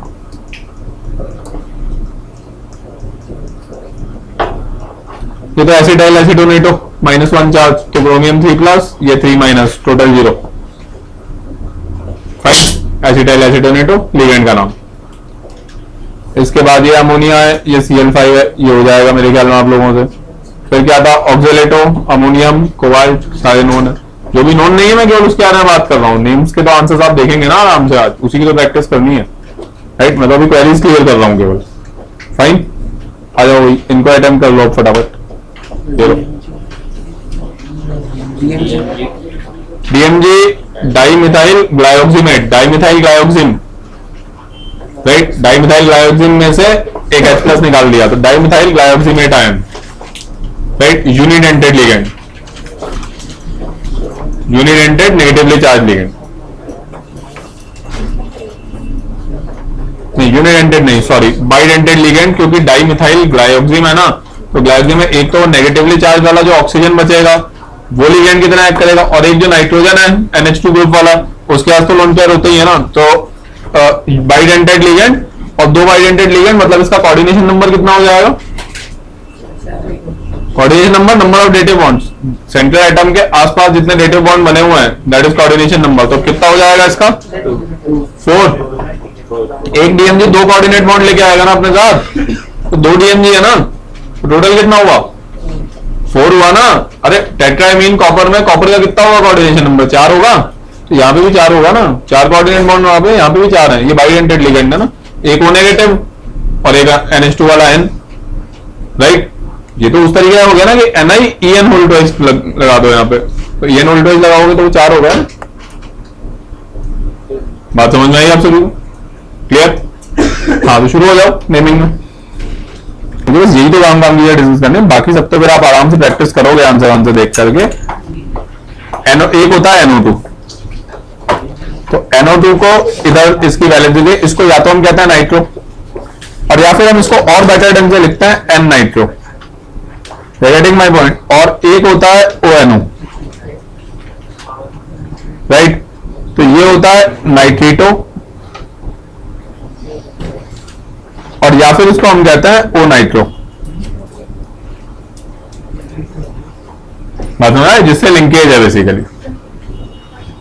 हाँ, क्लियर, फाइन, ओके। अब नेक्स्ट वन,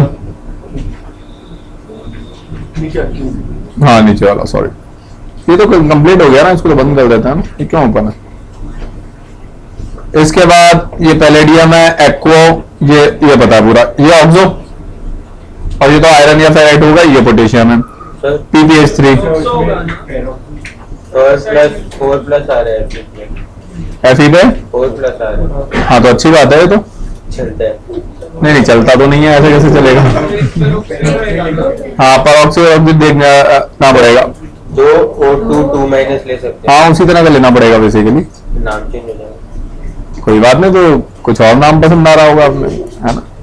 यही सब तो पॉसिबिलिटीज लेनी है, मैं इसमें बहुत सारे क्वेश्चन है, मैं इसीलिए तो आपको मेल करवा रहा हूँ, थोड़ा आप अपने हिसाब से आराम से बैठ के देखो क्या आंसर दिया हुआ है, आपको कन्विंसिंग लगता है नहीं लगता है, वो फिर अपन डिस्कस करेंगे ना उसे, राइट। अभी जल्दबाजी में इतने सारे क्वेश्चन एक साथ हो नहीं पाएंगे, और जब तक सारे क्वेश्चन आप करोगे नहीं तब तक कोई फायदा भी नहीं होगा। मैं तो ये वीडियो वो ले रहा हूँ जिसमें मैं कॉन्सेप्ट डिस्कस कर सकूं, राइट। तो आपके सामने वो क्वेश्चन भी होगा, उसका आंसर भी है, फिर देखो, और फिर नहीं समझ में आता तो रेड सर्कल मार्क करो, फिर अपन डिस्कस करेंगे ना उसको क्लास में। बात समझ में आई आपको, राइट। तो सारे क्वेश्चन करना जरूरी है, तभी मतलब पूरा एग्जॉस्टिवली जब होगा तभी उसके अंदर कंफर्ट जोन क्रिएट होता है। हाँ, इसके अंदर अभी वो लेनी पड़ेगी, परऑक्साइड नहीं, सुपर ऑक्साइड की पॉसिबिलिटी लेनी पड़ेगी ना, मतलब जो बेटर मैच करे। आयरन तो +2 +3 में होता है, बेस्ट तो वही होता है आयरन के लिए, 0 नहीं होता। नहीं होने को तो +6 भी होता है, जो बेस्ट पॉसिबिलिटी है पहले मैं वो लेना चाहूंगा, राइट, उसके बाद बाकी को कंसिडर करूंगा। तो वो जिससे भी आएगा कॉम्बिनेशन उस कॉम्बिनेशन को मैं कंसिडर कर लूंगा। लॉजिक समझ में आया आप लोगों को? ये तो ट्राइफिनाइल फॉस्फीन है, देखिए PPH3, तो ट्राइफिनाइल फॉस्फीन और यूनिडेंटेड लिगेंड है वो केवल फास्फोरस के पास ही है लोन पेयर, और ये तो क्लोरो है ही। ये पेरिडीन है, सामने ही दिख रहा है PY, फिर H2 और Cl3, ठीक है। वापस आ जाते हैं। अब ये मैं आप लोगों को मेल करवा देता हूँ, एक बार आप लोग पूरा इसको गो थ्रू कर लो। ये एक काम करता हूँ, ये मैं डिस्ट्रीब्यूट भी करवा दूंगा आप लोगों को, प्रिंट आउट है ना, क्योंकि इसको थोड़ा सा करना पड़ेगा ना आप लोगों को। ये मैं डिस्ट्रीब्यूट भी करवाता हूँ आप लोगों को। फाइन, चलो आगे बढ़ते हैं। तो देखो इसके अंदर कौन कौन से क्वेश्चन है, बोलते यही है, सुन रहा हूं मैं, इतना टाइम बंद किसमें C5H5 है ना, मतलब समझा नहीं मैं आपकी प्रॉब्लम क्या, बोलो। ये वाला किस पे कौन सा चार्ज आ रहा है, रुको एक मिनट देखने दो। हाँ ठीक है ना, देखो PTCl4 2 नेगेटिव होता है, तो ये 2 नेगेटिव है। अगर इसके ऊपर 2 माइनस चार्ज है तो लेफ्ट साइड वाले पे 2 प्लस है, राइट। तो लेफ्ट साइड वाले 2 प्लस है, तो लेफ्ट साइड के प्लेटिनम पे 2 प्लस हो गया, क्योंकि ये पेरिडीन तो 0 होता है, राइट। और PTCl4 2 नेगेटिव है, तो प्लेटिनम पे +4 हो गया यहाँ पे, नहीं 2 नेगेटिव है सॉरी, तो इसके ऊपर भी +2 हुआ, तो +2 है दोनों के ऊपर। Agree with this?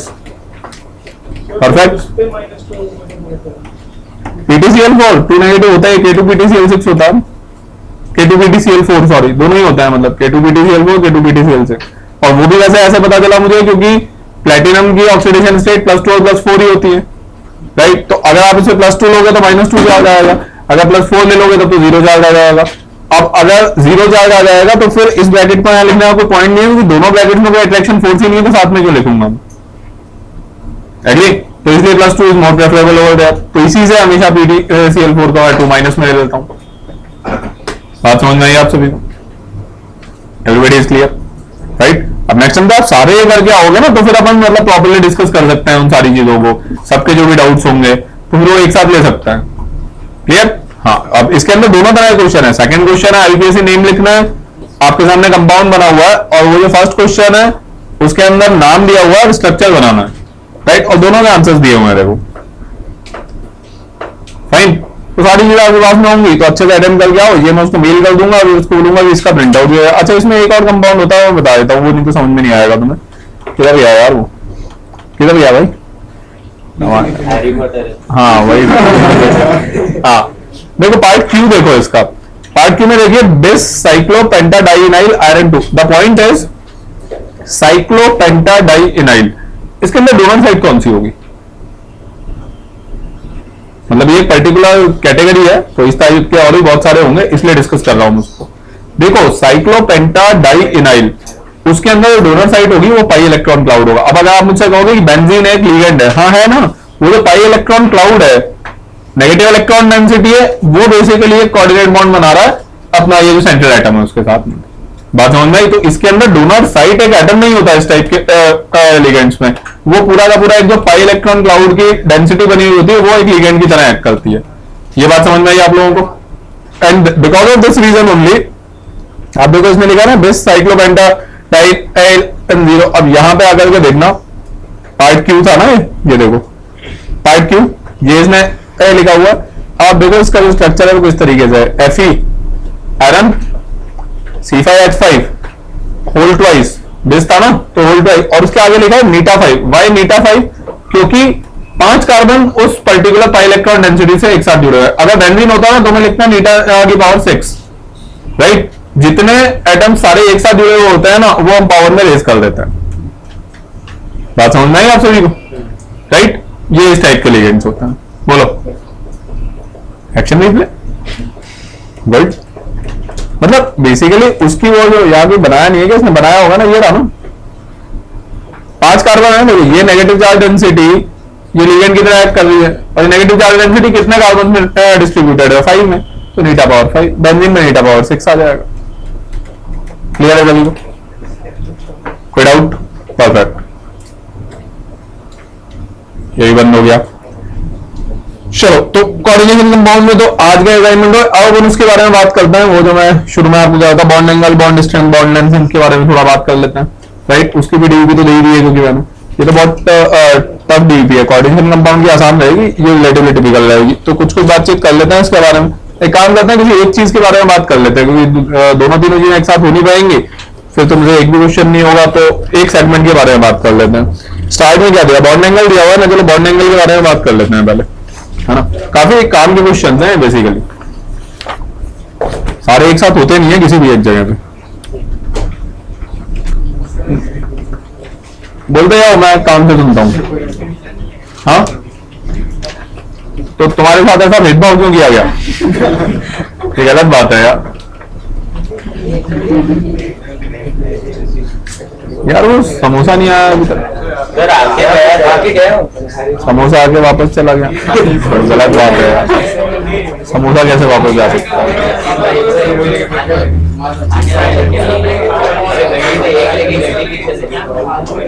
चलो फटाफट अब कंटिन्यू करते हैं। अब देखिए, वो बॉन्ड एंगल के केस में कुछ कुछ काम की चीजें होती है।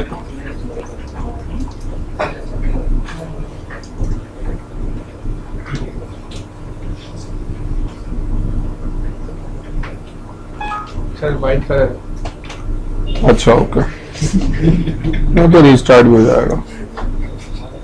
चलिए,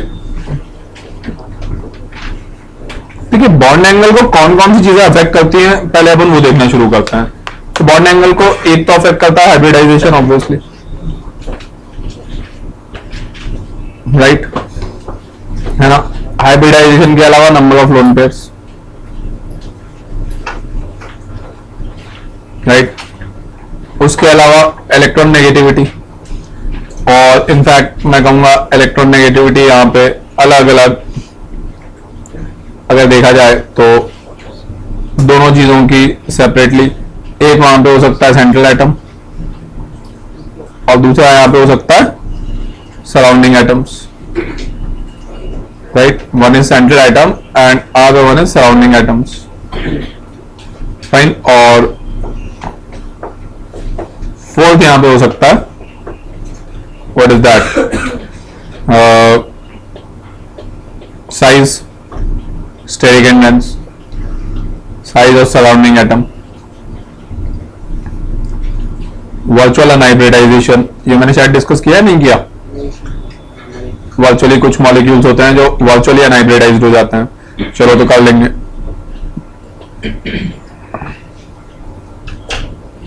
इसी को मैं ब्रैकेट में लिख देता हूं, redistribution of percentage s character, Sir, can you repeat virtual? Unhybridization, virtual unhybridization, bracket में लिखा हुआ है redistribution of percentage s character.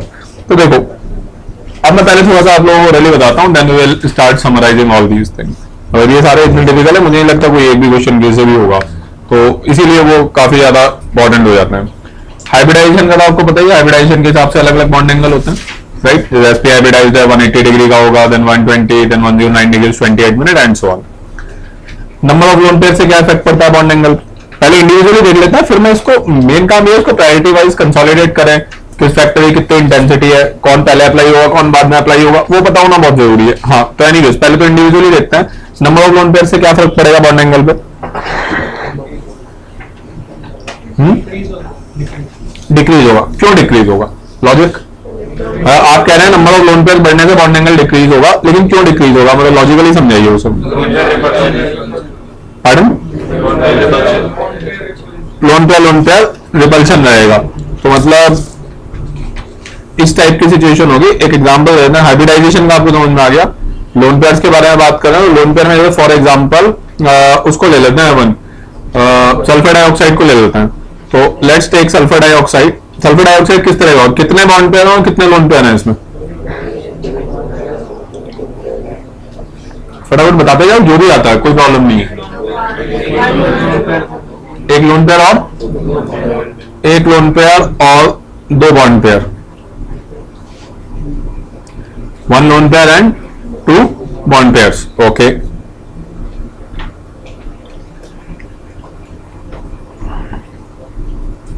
तो काम करो, जहाँ विवेक सर बैठे हैं ना जिस कैबिन में, वहां पे मेरा मोबाइल है, ब्लैकबेरी वाला जो मोबाइल है वो ले आओ, उसमें आ जाएगा सर वगैरह नंबर से वो दे दूंगा मैं भी आप लोगों को।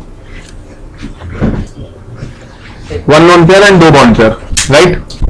तो 2 बॉन्ड पेयर, अच्छा बॉन्ड पेयर से आप लोगों का क्या मतलब होता है, सिग्मा बॉन्ड पाई बॉन्ड, वो क्लैरिटी है सबको। तो अगर एक लोन पेयर और 2 बॉन्ड पेयर है तो इसका हाइब्रिडाइजेशन क्या होगा, sp2 hybridised, right. Basic geometry क्या होगी, basic geometry would be trigonal planar, triangle बना देता हूं मैं तो याद रहेगा इससे, ट्राइगोनल प्लेनर। एक्चुअल शेप क्या होगी, एक्चुअल शेप क्या होगी, बैंड। अभी तक जो कुछ मैंने बोर्ड पे लिखा है इसमें किसी को कोई कंफ्यूजन हो तो अभी बताइए, क्योंकि फिर इसके आगे समझ में नहीं आएगा अगर यहाँ पे कंफ्यूजन क्लियर नहीं होगा तो। Thank you. हाँ, इसमें किसी को कोई भी कंफ्यूजन हो तो वो अभी बताएं। Any confusions, anybody? आप लोग ध्यान से देख लो, तब तक मैं नंबर्स लिख देता हूं।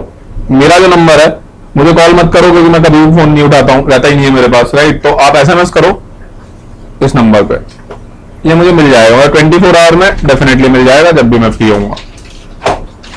9833055189।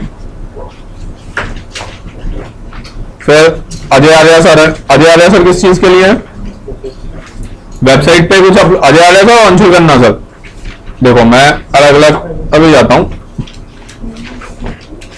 वैसे भी आप लोगों को स्लाइड मेल होने वाली है, बट फिर भी नोट तो कर लो एटलीस्ट, क्योंकि मेल नहीं हुआ तो इन्हीं लोगों से कांटेक्ट करोगे ना। अच्छा, मेरा मैं आप लोगों को मेल आईडी भी दे देता हूं, बहुत सिंपल है।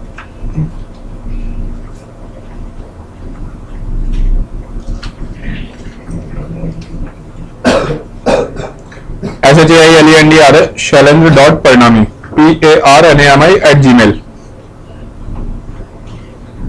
shailendra.parnami@gmail.com। तो आप अगर मेरे को SMS करोगे या मेल करोगे तो मेरे को चीजें मिल जाएंगी और मैं उस पर रिस्पॉन्ड बैक कर दूंगा जनरली 24 आवर्स में, राइट। फाइन। जैसे अब मुझे याद आया लास्ट टाइम अपन जो क्लास के बाद में डिस्कस कर रहे थे, तुम्हें याद है, वो मेरे को मेल कर दो क्योंकि आज फिर से मिस हो गया। वो मैंने कहा था ना, वो बड़ी काम की चीजें मुझे डिस्कस करनी थी आज क्लास में, है ना। तो वो मेरे को याद से आज ही कर जाते मेल कर देना, ताकि नेक्स्ट टाइम जब मैं आऊंगा तो सबसे पहले उसे ले लूंगा, ठीक है। हाँ, और अजय आ गया सर, शेड्यूल एंड वेबसाइट के लिए। शेड्यूल में कभी आपको बात करनी है, सेंटर मैनेजर तो है ही, तो आप कम्युनिकेट कर सकते हो इनको। और इन सब की मेल आईडी जैसे अजय आ गया सर, ajay.ajay@21itj.com, ये तो है ही। और कुछ मेल करना तो उस पर तो कर ही सकते हो, anshul.khanna@21itj.com, vivek.khanna@21 first name dot last name @21itj.com, right. वो तो है ही। मेरे वाले में जीमेल पे करो क्योंकि वो मेरे सारे अकाउंट सिंक्रोनाइज्ड हैं।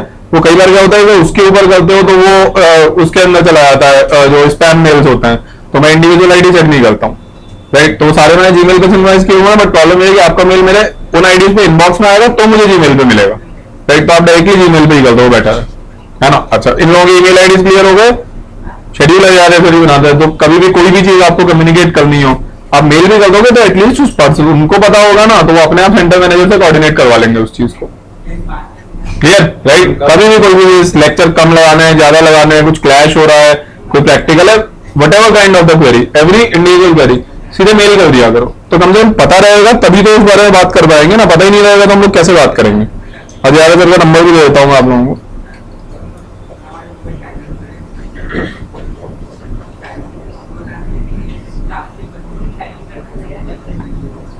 नाइन 9167839779।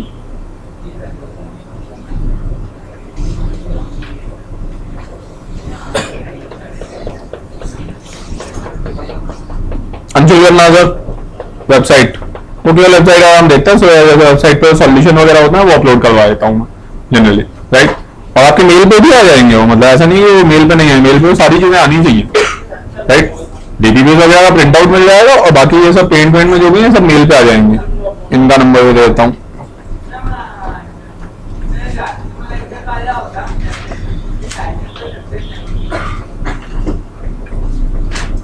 और विवेक सर का नंबर तो होगा ही सबके पास में।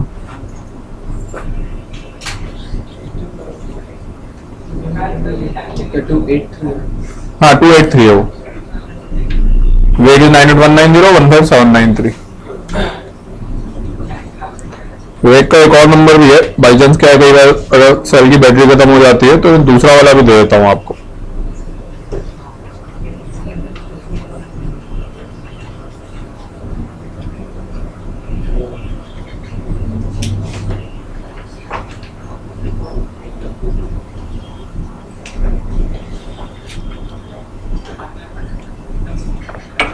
फाइन, फटाफट नोट कर लो इन चीजों को एटलीस्ट, क्योंकि अगर कुछ मेल पे नहीं आया तो फिर अब आपको अब आगे से आपकी जिम्मेदारी है। ऐसा कभी नहीं होना चाहिए ये मेल पे नहीं आया या ये डीबी डिस्ट्रीब्यूट नहीं हुई इसलिए अटेम्प्ट नहीं हुई, नथिंग। मतलब 12th में हो तो इतनी मैच्योरिटी एक्सपेक्टेड है आप लोगों से कि गेट इट डन, राइट। सब लोगों के नंबर हैं क्योंकि अब आपके पास में सब लोगों के कॉन्टेक्ट डिटेल्स है, इन तीनों के मेल आईडीज भी वही firstname.lastname@21it.com। मुझे उस पर मत करना, एक्चुअली मेरे और 2-3 आइडिया तो सब वो अगर स्पैम में चला जाएगा तो अननेसेसरी वो रिस्की हो जाता है, फिर वो जीमेल पे नहीं आता है। सारी मेल फॉरवर्डिंग है मेरे पास जीमेल पे। हाँ, और वेग का भी वेग.खन्ना@gmail भी है। हाँ, तो अब हम लोग बात कर रहे थे कि ये ऊपर आप आइडिया में कोई डाउट नहीं। अब आप ध्यान से देखिए, बेसिकली जो नोट कर लिया ना सभी ने, चलो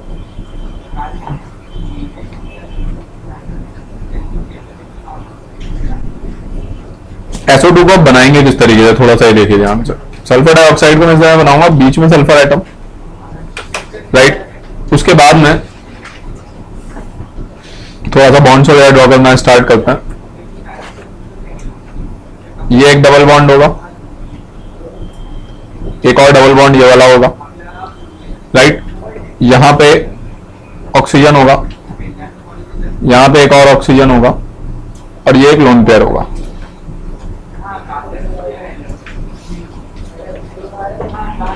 फाइन, अब होगा क्या बेसिकली, आपने देखो आप लोगों ने सुना होगा order of repulsion LP greater than PP and on. यार मैं तो वो लिखता ही नहीं हूँ, वो तो बहुत ही अजीब सी और बहुत ही कंफ्यूजिंग टाइप की चीज है, उसमें तो 50 तरह के कंस्ट्रेंट है। सिंपल लैंग्वेज में समझो यार, ऑर्डर ऑफ रिपल्शन मैं जो लिखता हूँ बहुत सिंपल चीज है, मतलब वो अननेसेसरी कॉम्प्लिकेट कर दिया है, वो तो बहुत ही स्पेसिफिक प्लेसेस पे वैलिड है। सिंपल है, order of repulsion lone pair सबसे ज्यादा रिपल्शन क्रिएट करेगा, उसके बाद में पाई बॉन्ड रिपल्शन क्रिएट करेगा, उसके बाद में वीकर सिग्मा और उसके बाद में स्ट्रॉन्गर सिग्मा बॉन्ड। बात समझ में आई आपको? अरे ये जो जितना लूजली बॉन्डेड है वो उतना ज्यादा रिपल्शन क्रिएट करेगा। अब कॉम्बिनेशन तो अगर हम देखेंगे ना उस तरह तो हजारों कॉम्बिनेशन हो सकते हैं यार, तो एक स्पेसिफिक चीज को याद करने का तो कोई पॉइंट ही नहीं होता, राइट। हमें ये क्लैरिटी रहनी चाहिए, लोन पेयर सबसे ऊपर है रिपल्शन में क्योंकि बिल्कुल फ्री इलेक्ट्रॉन क्लाउड है, फिर पाई बॉन्ड रिलेटिवली सबसे वीकर, फिर सिग्मा में पहले वीकर सिग्मा बाद में स्ट्रॉन्गर सिग्मा। फंडामेंटल वाला सिंपल अप्लाई कर रहा हूं कि जो लूजली बॉन्डेड है वो ज्यादा रिपल्शन क्रिएट करता है। Everybody agrees with this? Clear है? Now the point is very simple, यहां पे इधर से जो रिपल्शन आएगा, एक रिपल्शन ये है और एक रिपल्शन ये है, और एक और मैजेंटा कलर से ड्रॉ कर देता हूं, इनके बीच में भी रिपल्शन तो है, लेकिन ये जो रेड वाला रिपल्शन है ये डोमिनेट कर रहा है मैजेंटा वाले रिपल्शन पे। क्यों डोमिनेट कर रहा है वो आपको समझ में आ ही गया होगा, दोनों साइड से लोन पेयर रेपेल कर रहा है और यहाँ पे तो ये जो पाई बॉन्ड है वो रेपेल कर रहा है, तो लोन पेयर का रिपल्शन पाई बॉन्ड से तो ज्यादा ही है। अग्री? इस वजह से जैसे जैसे नंबर ऑफ लोन पेयर बढ़ते हैं बॉन्ड एंगल इंक्रीज होता है, तो वो कहीं पे भी आएगा बाहर की साइड से कॉन्ट्रैक्शन देगा वो। Everybody agrees with this? Clear? ये लोन पेयर की बात समझ में आ गई। इसके आगे थर्ड हमने क्या लिखा था, इधर देख लेते हैं, इलेक्ट्रॉन नेगेटिविटी सेंट्रल एटम की और सराउंडिंग एटम्स की। काम करते हैं इसको नेक्स्ट टर्न पे करते हैं क्योंकि टाइम लगेगा, वर्चुअल हाइब्रिडाइजेशन भी बताना है। नेक्स्ट टर्न पे तुम लोग ये वाले डीबी जाने दो, वो तीनों डीबी सॉल्व करके आओ, राइट। और तुम मुझे मेल कर देना, तो what will do at the next turn, वो जो चीज है और प्लस अपना ये बॉन्ड एंगल वाला, ये मैं आते ही पहले 1 आवर में कंप्लीट कर दूंगा, फिर रिमेनिंग 2 आवर्स हम आगे कोऑर्डिनेशन करेंगे, ठीक है, राइट। चलो ये परफेक्ट है, ऐसे ही करता है।